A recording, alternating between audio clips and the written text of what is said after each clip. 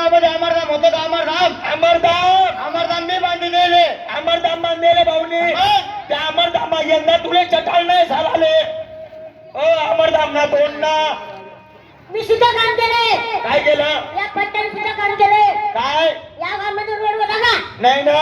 त्या पट्ट्याने रोड बांधलेले. या भाऊनी रोड बांधलेले. केली का?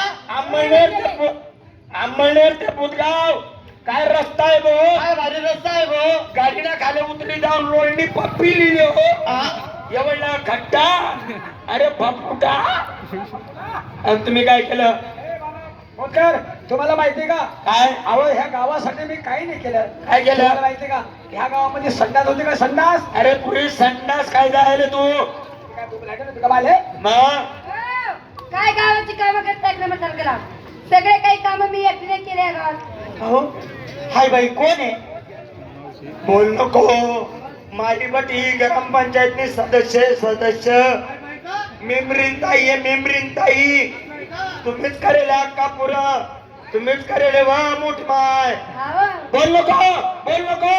मरी मायना लंगा खायला आहे तू. ए, अरे तुमच्या चौकामुळे मला यंदा भाग घ्यायचा नाही. तुला भाग घ्यावा लागील. मी तुमच्यासाठी काय नाही केलं. काय केलं बाबा?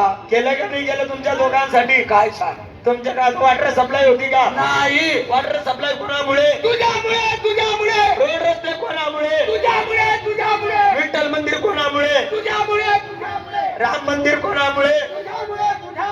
व्यायाम शाळा कोणामुळे? तुमच्यामुळे तुमचे लग्न कोणामुळे? तुमच्यामुळे तुम्हाला बायका कोणामुळे? तुमच्यामुळे 5 मुलं कोणामुळे? तुमच्या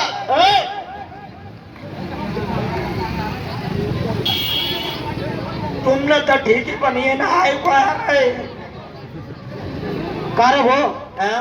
5 पोरं तुझ्यामुळे आम्ही का मालेगावला चालू होतो का? अरे बाबा तुम्ही पाहिले गरीब बरोबर. मी पाहिलं श्रीमंत. तुमच्या लग्नाला पैसा कोणी दिला? तुम्ही. मग तुमचे लग्न कोणामुळे? तुमच्यामुळे तुम्हाला बायका कोणामुळे? तुमच्यामुळे बाकीचं आमच्यामुळे रे. मित्रांनो तमाशा आलेला आहे बुधगाव येथे.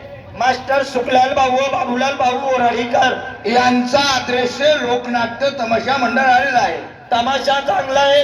हा, आणि यंदा स्टॉपले तमाशा तोच चालू आहे. असं होय. पोरी चांगले आहेत. सपारा सफारा हो पापीत होतरा. अवरे गुलाब मोगरा चांगलं बोल. मांगलावर इथले तूच पैसा उघडा आहे ना. तुम्ही महिन्यात पिकी घ्या ना बोकडी या. आता बंद करते पैसे उडवणे. हा तर आपल्याला टाइम कमी आणि सोंग जास्त. असं करायला नको. तमाशाच्या मालकींना बोलवायला पाहिजे.